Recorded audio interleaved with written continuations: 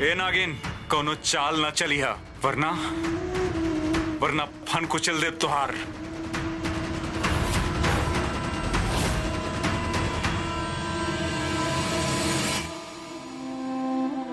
हमके माफ कर दा बेटा, हम अपन स्वार्थ में तोहार साथ बहुत बड़ा अन्याय करनी, ओकरे सजा भोग रहल बानी।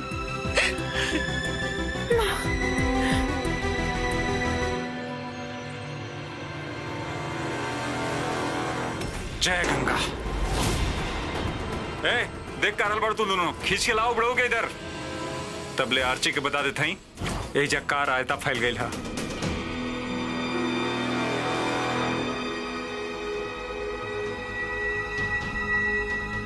अब एकर फोन काहे बंद है? अभी पता नहीं कितना जरूरी वक्त में काहे छुप के बैठ गई बिया। आर्ची के फोन भी बंद है, ओकर खुद के बनाइल प्लान और वही खोज खबर नहीं के। हमके भी एगो प्लान बना ले के चाही। आर्ची कबो धोखा दे सकेली। जल्दी जल्दी आप चलावा, खींचा। माँ, हमनी के मंदार के चंगुल से नींव के निकाले के बाद माँ के अपना आपके संभाले के होगी। प्लीज संभाली। माँ प्लीज संभाली अपना आपके। एक बार नींव मिल जाए। मिल गई तो बताओ का करबू? नींव मिली तो बताओ का प्लान है तोहार? हम कोनो प्लान ना करे नी, सिर्फ सच के साथ देवे नी। एक बार याद रखिया, यदि तू ही सोच रहल बाड़े कि तू एजा से निकल जेबे तो भूल जा, तो के सजा मिली। हम दिलवाए तो के सजा। मुंह चलावल बंद ना कैलू तो ऐसा सजा दे कि जिंदगी भर दाग लेके घूमत रहबू पूरा शरीर पे।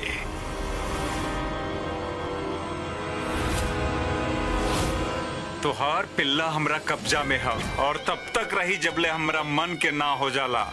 और अगर तू टांग अड़ेलू तो तुहार आंख के सामने ओकर टुकड़ा करके कुत्ता के खिला दे।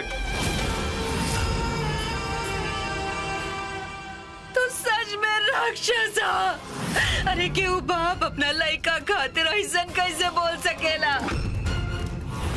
मैं के कर बात मान जा। ये जानवर हो जानवर, कर दा जे कर मर्जी। हाँ, अपन और अपन नींव की आजादी। बोला का चाहिए तो के? आ गईलू ना लाइन पर। पहले तुहार आंख के सामने ही बुढ़ऊ के लाश के वो टैंक में स्वाहा कर दी, फिर हम बतावे नहीं आगे का करे के। हा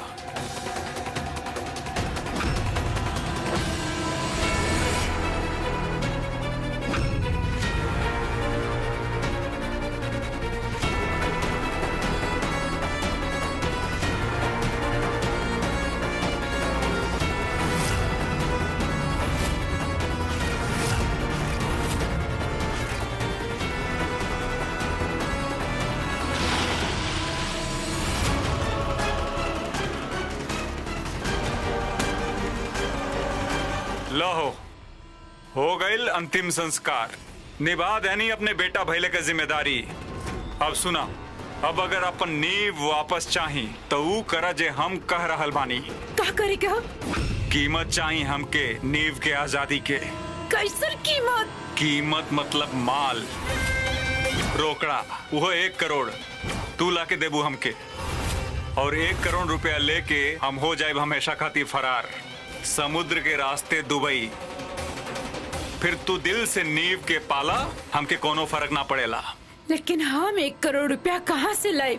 वो हम तो के बताई कैसे।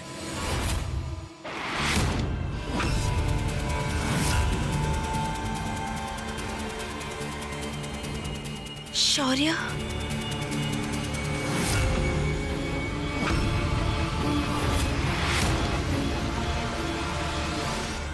मैं होश और बेहोशी में खाली एक ही नाम रटल ई, लेकिन महक के जैसन ओकर याद के भी आज मिटा दे भब। तब भले ही तू हमारा प्लान स्पॉइल कर देला हा, लेकिन हम इतना आसानी से हार नहीं खे माने वाला बनी शौर्य।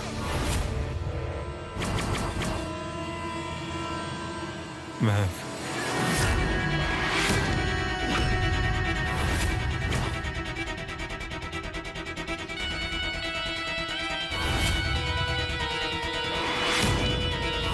महक,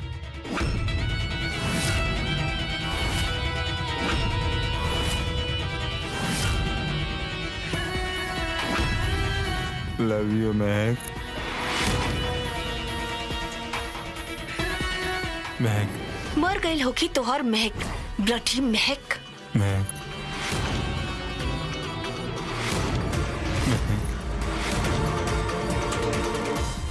एक दिन खातिर शहर से बाहर का गई नहीं कि एजा पर इतना कुछ हो गई। करुणा की तबीयत भी खराब हो गई। ये आज के हादसा की वजह से पता न शोर केने चल गई। फोन भी स्विच ऑफ करके बैठल बा। देखी अभी वो अपन आपा में ना हा, दिमाग शांत होखत ही घर आ जाई। जे आर्ची भी फोन ना उठा रहल बड़ी। हमके तो इहो ना पता कि लल्ला के साथे है या अकेले गइल बा। जीजा जी अब थोड़ा इंतजार और कर लेवे के, और वैसे भी लल्ला कोनो दूध मुहा बच्चा नहीं के, आ जाए घूम फिर के। विकी शोर के कुछ पता लगल? फूफा जी भैया का कुछ नहीं पता लगल, और आर्ची भी अपने घर पे ना पानी। विकी तू ऐसा करा, केहू के साथ लेकर तू शोर के ढूंढा, हम कमिश्नर के फोन करता नहीं, ठीक है? जी फूफा जी।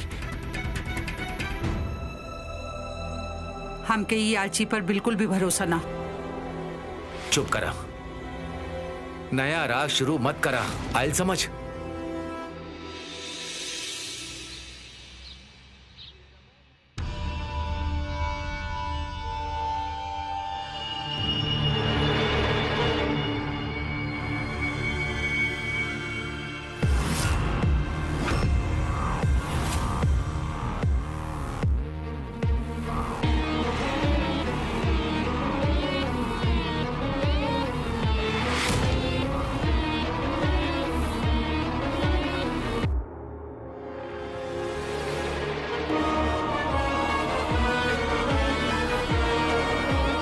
पहले इतना मिस कॉल हमके देलस और हम कॉल करत बानी तो अपन फोन स्विच ऑफ करके बैठल बा।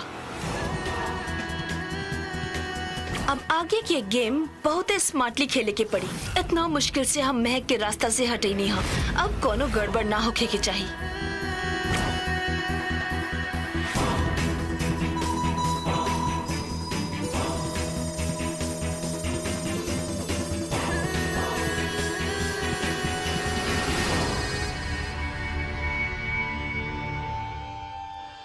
हम कहाँ बानी?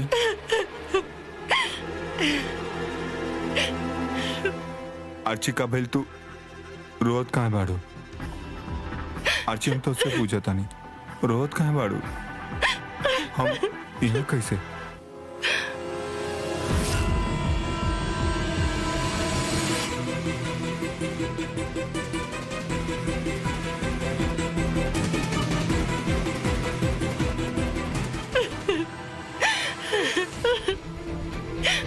आर्ची हमके प्लीज बतावा का भाई? आर्ची हम तो से बात करता नहीं। आर्ची हम तो से बात करता नहीं, हमके प्लीज बतावा का भाई? का बताई हम तो के शौर्य का बोली? जे कुछ भी हमार बीच भइल वो गलत ना हा, लेकिन ये दुनिया हमनी के गलत समझी। वी स्पेंड नाइट टुगेदर शौर्य, हमनी रात साथ में बितावनी हा। तू समझ गईला कि हम और समझाई।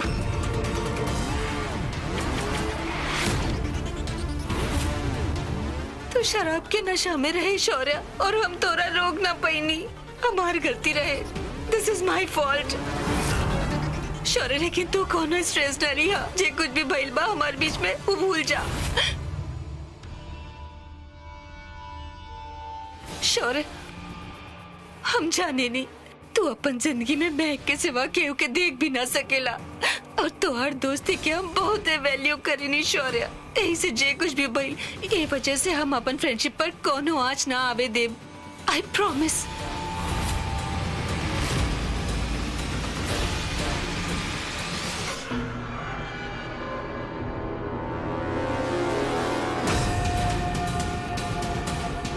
अभी कुछ बोल काहे ना रहल?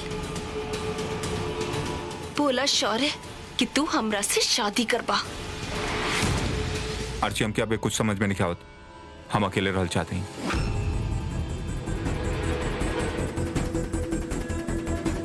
ये उठ के जा रहल बा, हम एकरा ना जाए दे सकेनी। I have to do something. हमार फोन कहाँ गई?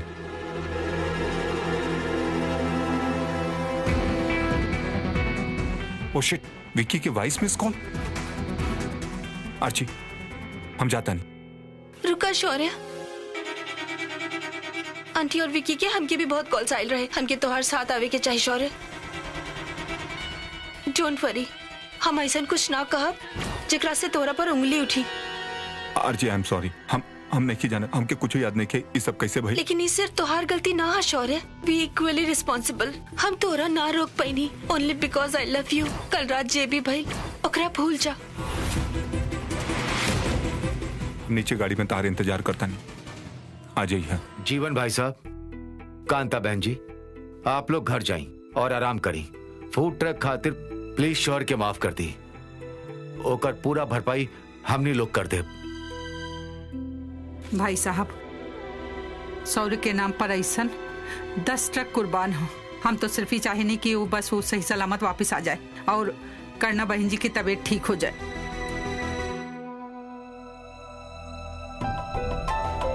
शौर्य लल्ला, केने रहला तू सारा रात? कितना फोन करनी हम तो के। अरे बेटा, ये काम आ जाखा तू केने रहे? हमनी लोग सब इतनी परेशान हो गए रहले। आई एम सॉरी अंकल, एकरा में हमार भी गलती है। हम शौर्य के साथ रहनी एंड आई नो हमके ध्यान रखे के चाहत रहे, लेकिन हमनी दोनों के फोन स्विच ऑफ हो गए रहे और फिर हम इतना खो गई नी कि सब कुछ भूल गई नी। आई एम सॉरी अंकल। मतलब तोनी दोनों काल पूरा रात एक साथ रहला?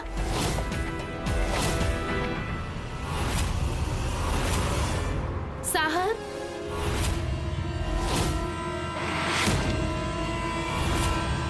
महक,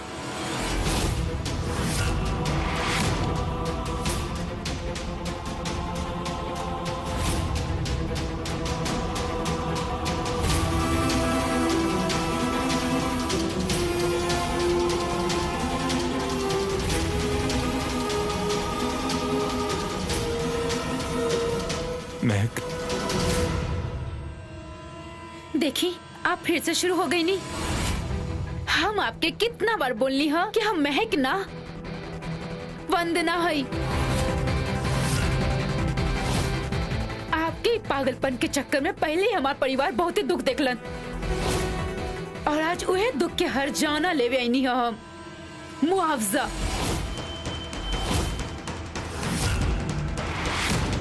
आज तक आप जितना तकलीफ देनी है ना ओकर हर जाना। कैसन हर जाना? बता रहल बानी इतना उतावला काहे हो रहल बानी? हमार पति तो मना ही करत रहले कि जाए द, लेकिन हम ही ना माननी। आखिर आपके पागलपन तो हम ही सहनी ना। हमार पति के जेल भेजवाई नी, हमार ससुर कोमा में बाड़े, नींव के जान पर बन आये। ये सब आपके पागलपन की वजह से। आप सिर्फ महक की तलाश में लाग रहनी। कभी हमके जबरदस्ती उठा के कमरा में बंद कर देनी, तो कभी जबरदस्ती उठा के कॉन्टेस्ट में बिठा देनी। इस सब के बदला मुआवजा तो बनेला ना। ये हर जाना की बात करते रहनी हम। आपके का लागल इतना आसानी से चल जाए? हमके 1 करोड़ रुपया चाहिए अभी के अभी।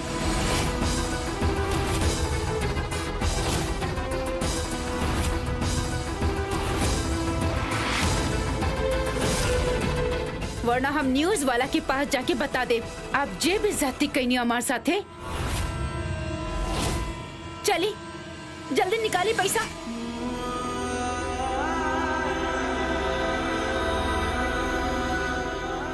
सही कहलू तू हमार महक ना हो। तू हमार महक होइए ना सकेलू तो के महक समझ के ना हम महक के बेइज्जती कैले बानी। महक मदद करत रहे और तू मजबूरी के नाम पे मुनाफा मांगत हो। तू एक घटिया आदमी के वंदना ही हो और ये बात तू खुद साबित कर देलू। चल अच्छा है कि आज आपके समझ आ गई कि हम महक ना है। वरना आप जितना हमार वक्त बर्बाद कईनी, जितना ज्यादा आप हमके परेशान करता, उतना ज्यादा ही आपके हर्जाना भरे के पड़त। बिल्कुल भरब। आफ्टर ऑल इतना बड़ा एहसान कैले बाड़ू जौन तू हम पे। हमरी वहम से हमके आजाद कैलू, ओकरा खातिर थैंक यू। चले हमार और वक्त बर्बाद ना करी, कंपनसेशन निकाली।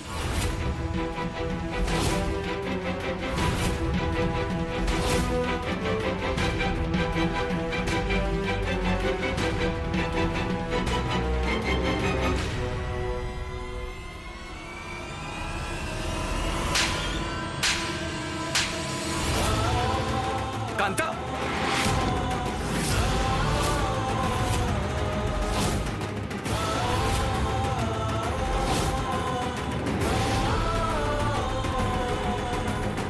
सही कहला तू शौर्य, ये हमार महक ना हो। अरे चाची जी, हम आपके ज्ञान सुनने ना ही नहीं है इजा पर। पैसा लेवे नहीं है, दे दी और हमके जाए दी। आप हमार पिताजी के गाना गाए के बुलवनी, लेकिन साहब तेजा कौनो और ही राग पे लगलन। हमके हमार पैसा दे दी और जाए दी।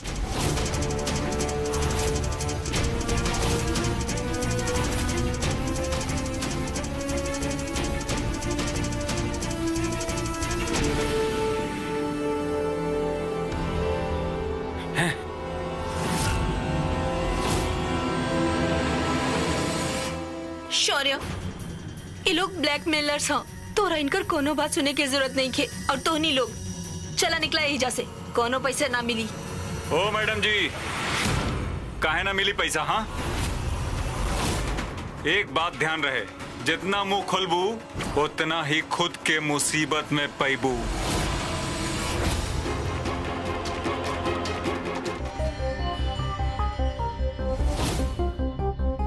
हे माता रानी, कोनो तरह सा दिखाई कि हम अपन दिल की बात अपनों तक पहुंचा पाए, कि हो तो समझा कि हम कौन मुसीबत में बानी। नीम के हमारी मदद की जरूरत हो, नीम के हमारी मदद चाहिए।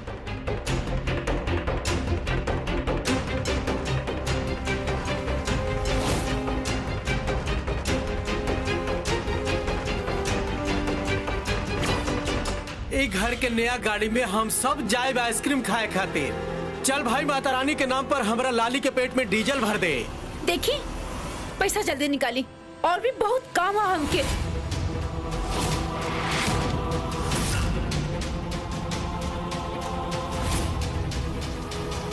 विक्की पैसा लावा। भैया, इनकी जरूरत कहाँ पैसा देने खातिर? काहे कि ये लोग के शकल हमके दोबारा नहीं देखे के। अंडरस्टूड?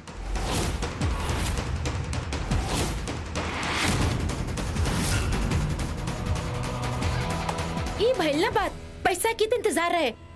अब सारा अटकल काम पूरा हो जाए। घर के मरम्मत करावे के, हाँ, और उधार भी चुकता करेगा, वो हो जाए। नया गाड़ी भी खरीद ले। बुखार हो गए बका तो के का बक रहल बाड़ू?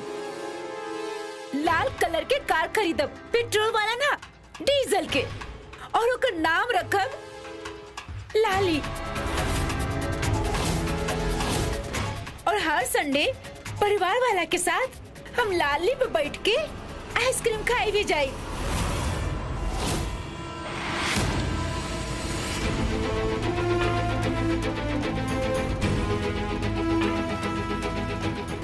वो कहा ना कि यदि पैसा जेब में होके तो सब कुछ मुमकिन हो जाला। कोनो गुनाह कर ला और पैसा देके बात खत्म कर ला।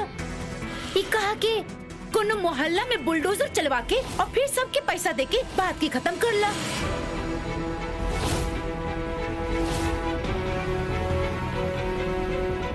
कौनो तो समझा हमार बात।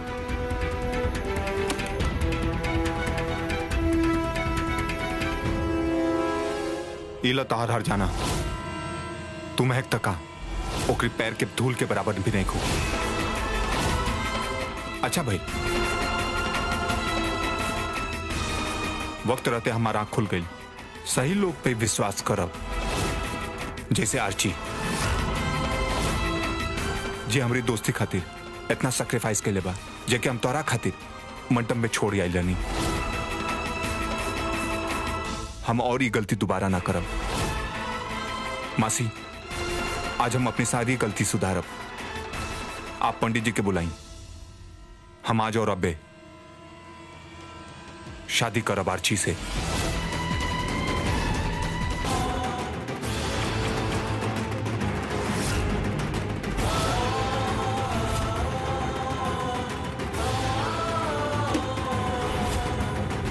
एला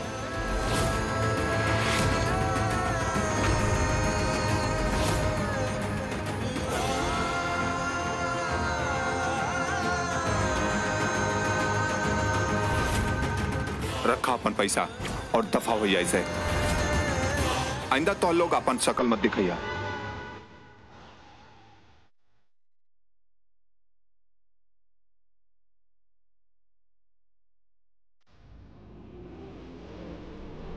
एक बार फिर आप हमके रावण से बचा रहल बानी, वरना पता ना फिर से हमारे साथी कहाँ हो जाए।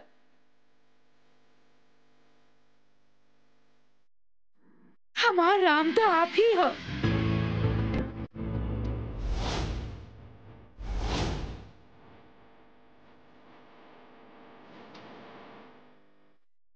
कि हो तो समझा इशारा कि हमके मदद चाहिए। चल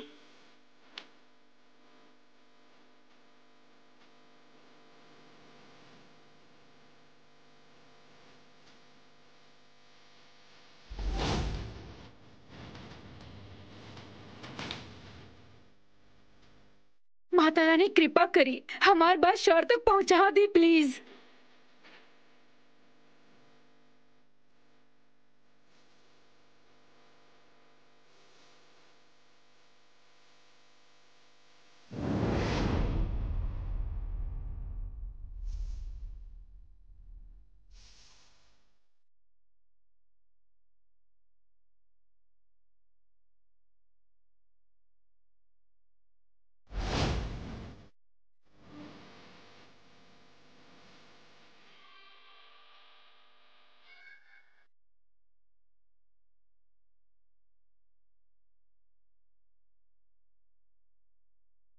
अभी जा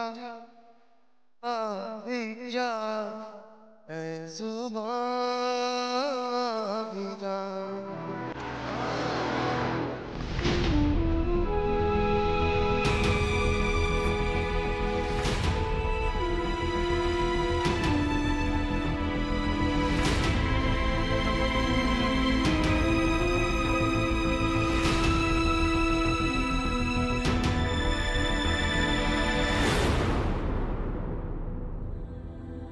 हमने के वक्त सौर्य के साथ ही रहे के चाहिए। चोट के जितना सहलेबू ना, दर्द उतना ज्यादा ही याद आई। अब जब सामने आ गई हा के वो महक ना हा, तब खुद भी भूला और शौर्य के भी भूले था। और वैसे भी अभी हमनी के इंश्योरेंस ऑफिस जाए के बा फूड ट्रक के पैसा लेवे। रवि बतावत रहे कि फूड ट्रक शौर्य जलेलस था, शायद ही पैसा मिले में दिक्कत आई। लेकिन फिर भी बात तो करेगा पड़ी ना। चले भाई साहब, हमने लोग शाम के फिर आएब। अब चलत है। शौर्य, हम यह बात के वजह से तोरा वार्न करत रहनी, ये लोग साथ बिठाए के लायक भी ना हा। एनीवे, जे भइल ओकरा भूल जा। हम ना चाहेनी कि जल्दबाजी में तू कोनो डिसीजन ला। कल रात के इंसिडेंट की वजह से तू शादी करे के फैसला ला, हम ई ना चाहेनी।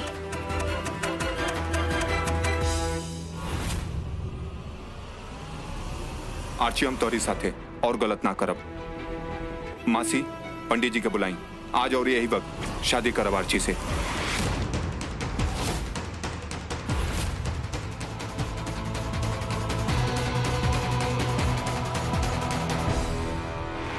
फाइनली हम अपन ट्रॉफी जीत लेनी, शौर्य के अपना बना लेनी।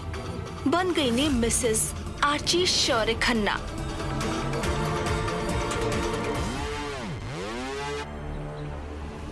हम हमार वादा पूरा कईनी।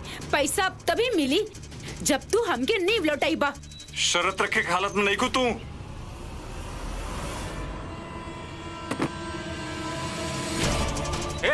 भरोसा ना हमके तोरा पर। यदि जबरदस्ती करे के कोशिश कैला ना, तो हम भी पलट के वार करब। नींव के जबले ना लौटाईबा तब तक पैसा के हाथ भी ना लगई हा, वरना चिल्ला चिल्ला के सबके इकट्ठा कर ले, या फिर तोहर गर्दन के नस काट दे। अच्छा ठीक है, फेंकाई कांच। यहाँ से सीधा तोहरे डिफेक्टिव पीस के पास चलब। रिक्शा रोकत हई हम। ऑटो।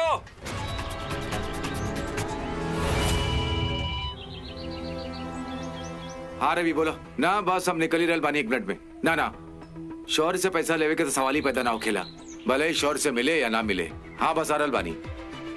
चला जल्दी चला। रवि इंश्योरेंस कंपनी में वेट कर रहल बा। पहले ही शौर्य के चक्कर में ना काफी नुकसान हो चुका ला। अरे ओकर तो आदत था, पहले गुनाह कर ला, फिर जो चाहे ये पैसा दे के बाद खत्म कर ला।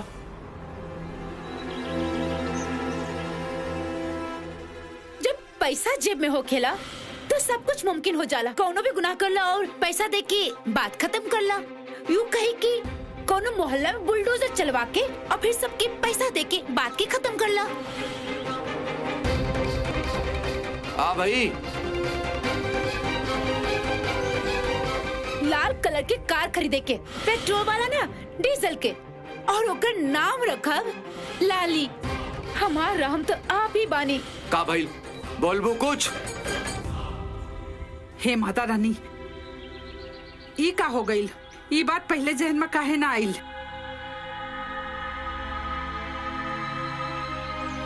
महक तो हमनी के साफ साफ इशारा कर रहली। ओए का बड़बड़ा रहल बाड़ू? अरे वो महक ही हा।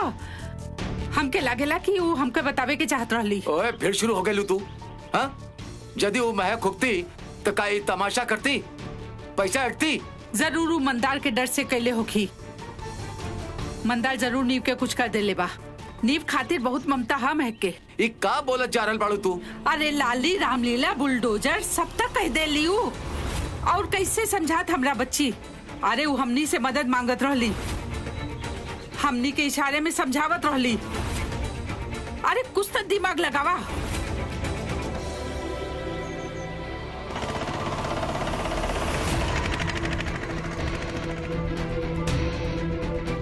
ओ का करल बाड़ू तू? ओ सुना, ऑटो ऑटो, भैया भैया वो ऑटो के पीछे करा, जल्दी आवा ना। हो गइल? अरे का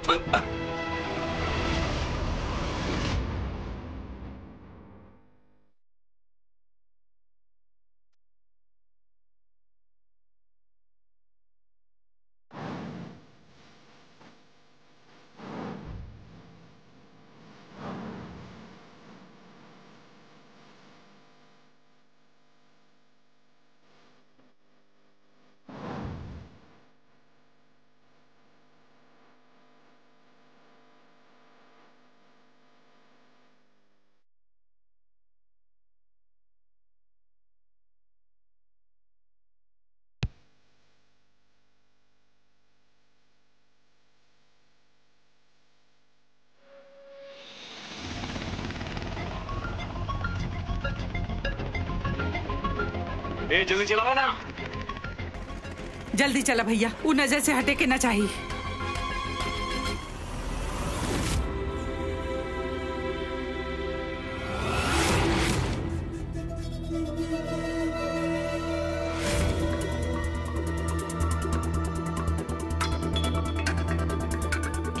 शौर्य, अब हम सब ठीक कर दे।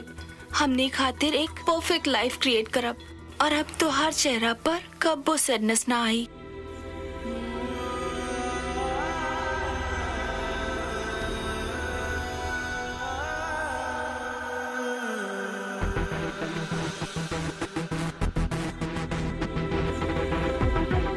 आर्ची, हमरा सिंपल शादी चाहिए, जेकरा में सिर्फ फैमिली मेंबर होके, कोनो शोर शराबा या ड्रामा नहीं। ऑफ कोर्स शौर्य, जे तू चाह। हमार तोहर से शादी हो रहल बा, हमरा खातिर यह बहुत था। फोन दी। पकड़ा।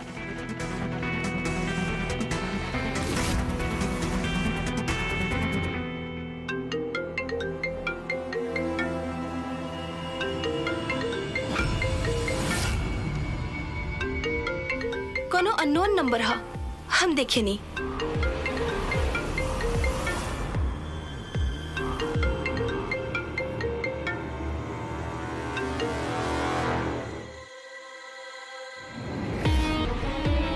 ना, हमरा कोनो क्रेडिट कार्ड ना चाहिए, और दोबारा फोन ना करी हा।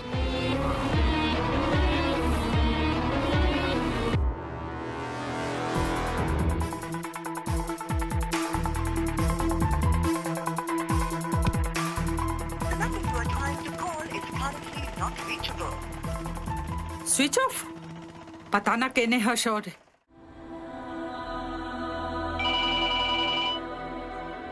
अरे पंडित जी केने रह गनी आप? करना बहन जी, हम कांता। करुणा जी की तबीयत ठीक ना है, एक खातिर उनका फोन हमारे पास है। हम शौर्य से बात कर भाई।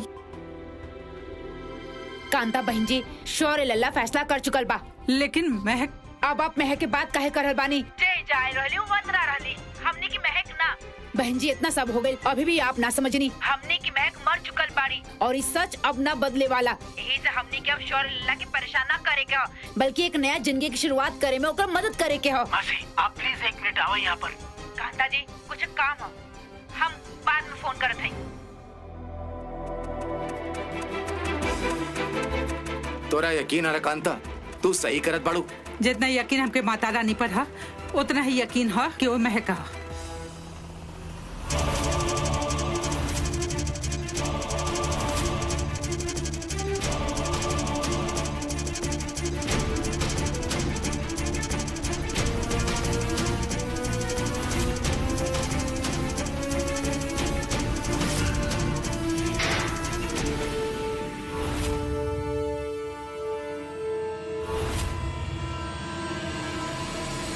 माँ,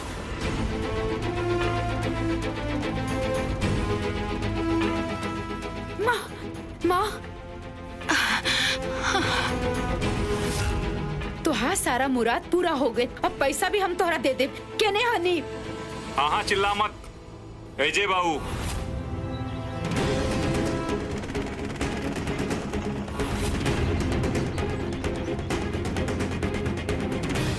अब कांता हमारी बात माना, चले नहीं हम वापस। अरे सुना, हमारी बात सुना।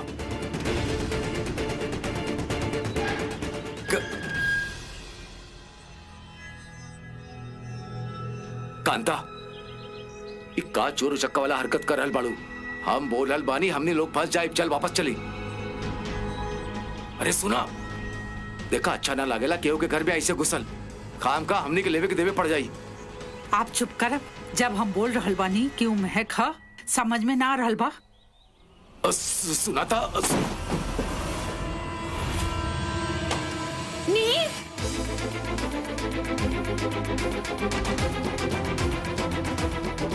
नीबू, नहीं। अब जॉन जी आवे ऊ करा, हम चलत नहीं।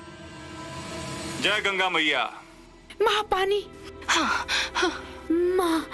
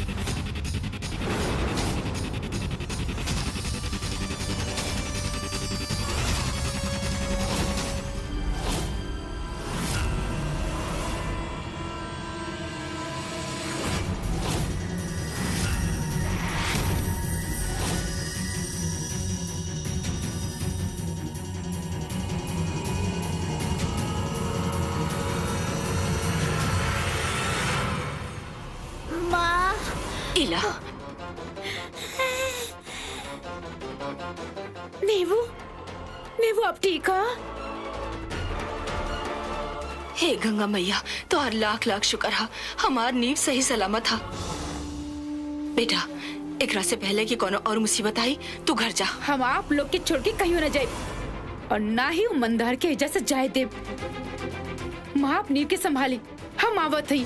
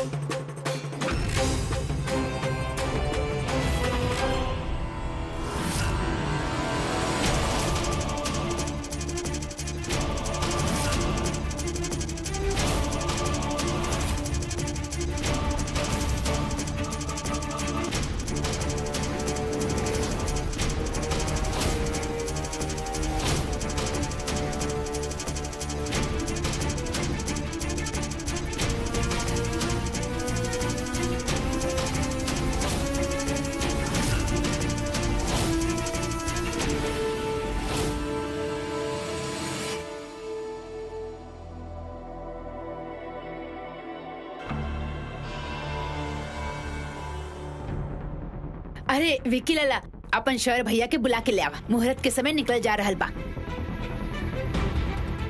बहुत ही सुंदर लग रहल बाड़ू तू। टिकट बुक करा के रखा, हम दुबई अभी निकला।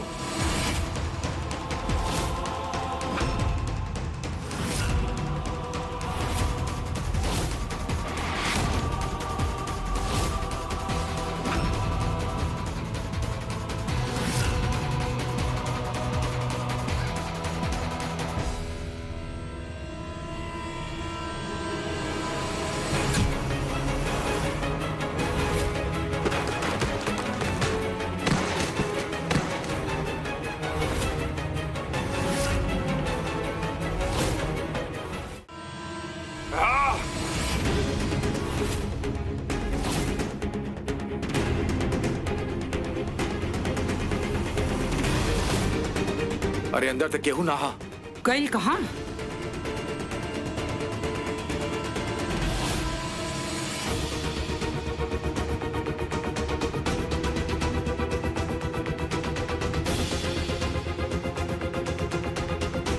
दादी हमकी माँ के पास जाएगा, पापा माँ के फिर से मैं है, हमकी माँ चाहिए। बेटा माँ आ जाई। माँ अभी आए थोकी। नीव नीव सुना, रुका। माँ माँ माँ माँ। नीव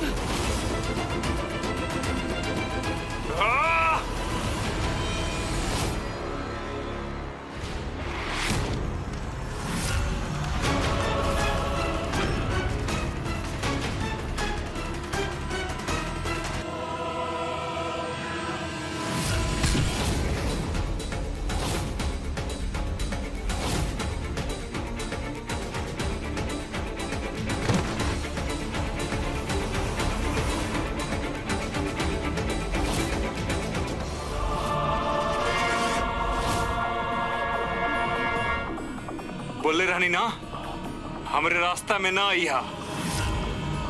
अब तो के अपना रास्ता से हटा के ही आगे जाए, वरना तू चैन से जिए ना देबू।